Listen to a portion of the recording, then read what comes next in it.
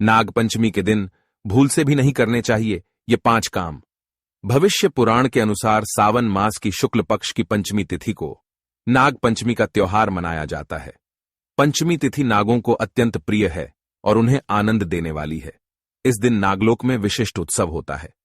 पंचमी तिथि को जो व्यक्ति नागों को दूध से स्नान कराता है, उसके कुल में वासुकी, तक्षक, कालिया, मणिभद्र, ऐरावत, धृतराष्ट्र, करकोटक तथा धनंजय ये सभी बड़े बड़े नाग अभय दान देते हैं। उसके कुल में सर्प का भय नहीं रहता। एक बार माता के शाप से नागलोक जलने लग गए थे, इसीलिए उस दाह की व्यथा को दूर करने के लिए पंचमी को गाय के दूध से नागों को आज भी लोग स्नान कराते हैं। इससे सर्प भय नहीं रहता। हिंदू धर्म में नागों की पूजा के इस पावन पर्व का बहुत महत्व है।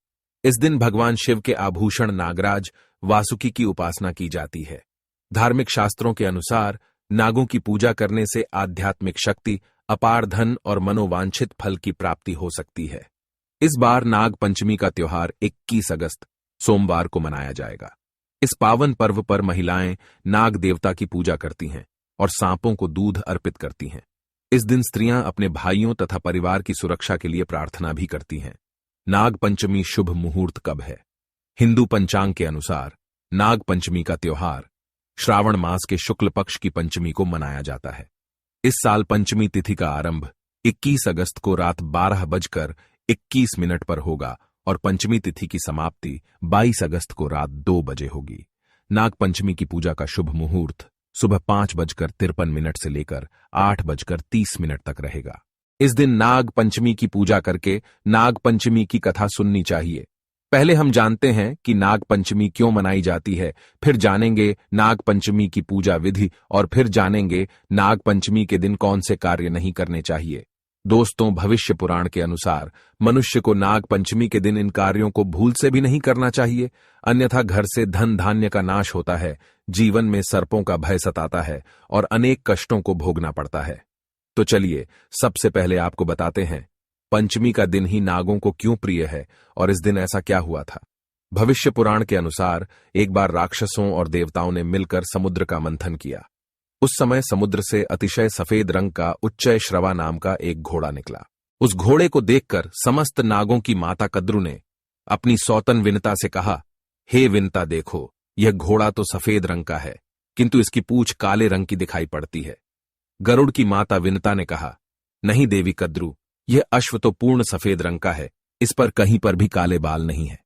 यह सुनकर नाग माता कद्रु ने कहा, तुम मेरे साथ शर्त करो कि यदि मैं इस घोड़े के बालों को काले रंग का दिखा दूंगी तो तुम मेरी दासी हो जाओगी, और यदि मैं नहीं दिखा सकी तो मैं तुम्हारी दासी हो जाऊंगी।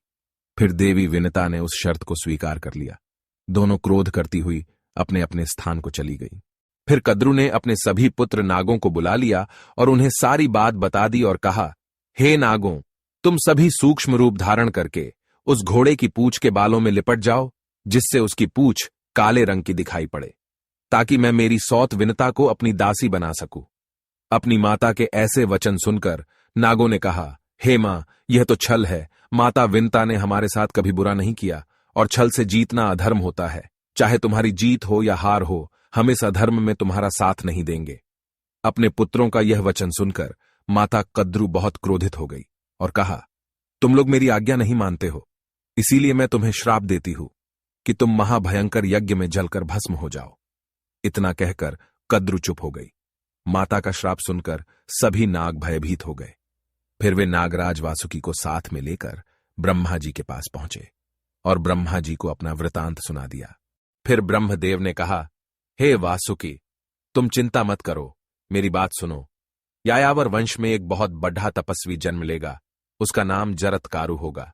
तुम अपनी बहन मनसा का विवाह उस ऋषि के साथ कर देना और दोनों से आस्तिक नाम का पुत्र होगा जो संसार में कीर्ति प्राप्त करेगा। वह द्वापर युग के अंत में होने वाले जन्मजेय नामक यज्ञ से तुम्हारी रक्षा करेगा। ब्रह्मा जी के इस वचन को सुनकर सभी नाग प्रसन्न हुए और उन्हें प्रणाम करके अपने लोक में चले गए। ब्रह्मा जी ने पंचमी के दिन ही नागों को यह वरदान दिया था और आस्तिक मुनि ने पंचमी के दिन ही जन्मजेय यज्ञ से नागों की रक्षा की थी। इसीलिए पंचमी की तिथि नागों को अत्यंत प्रिय है। इस पंचमी के दिन नागों की पूजा करके यह प्रार्थना करनी चाहिए कि जो नाग पृथ्वी में, आकाश में, स्वर्ग में, सूर्य की किरणों में, सरोवरों में, वापी, कूप, तालाब आदि में रहते हैं, वे सब हम पर प्रसन्न हों। हम उनको बार बार नमस्कार करते हैं। सर्वे नागाह प्रियंताम में ये केचित पृथ्वी तले, ये चहेली मरीचिस्था, यंतरे दिव्य संस्थिता, ये नदीषु महानागा, ये सरस्वती गामिनः, ये च वापी तड़ागेषु, तेषु सर्वेषु वै नमः। आइए अब जानते हैं नाग पंचमी की पूजन विधि। दोस्तों, नाग पंचमी के 8 देव माने गए हैं।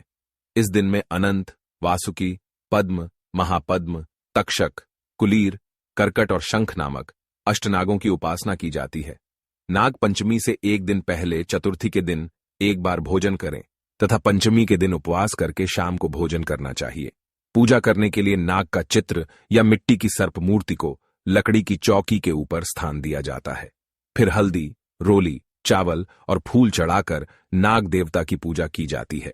उसके बाद कच्चा दूध, घी, चीनी मिलाकर लकड़ी के पट्टे पर बैठे सर्प देवता को अर्पित किया जाता है। पूजन करने के बाद सर्प देवता की आरती उतारी जाती है। सुविधा की दृष्टि से किसी सपेरे को कुछ दक्षिणा देकर यह दूध सर्प को पिला सकते हैं।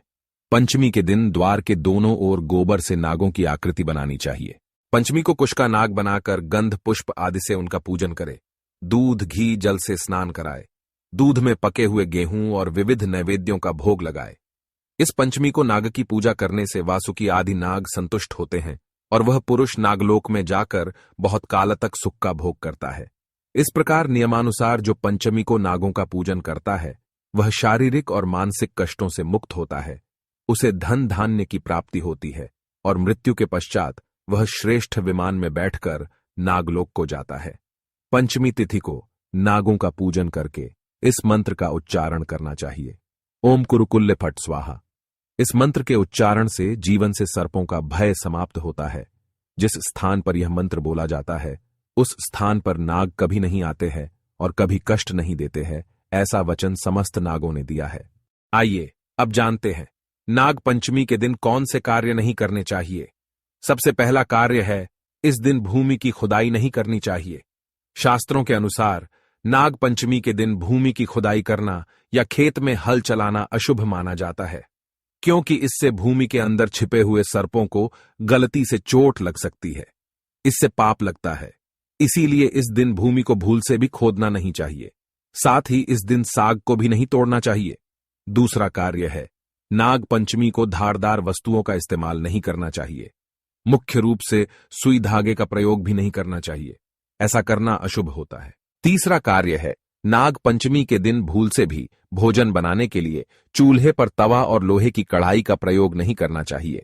ऐसा करने से जीवन में दुर्भाग्य आता है। इस दिन मिट्टी के बर्तन में अथवा अन्य धातु के बर्तन में भोजन बनाना चाहिए।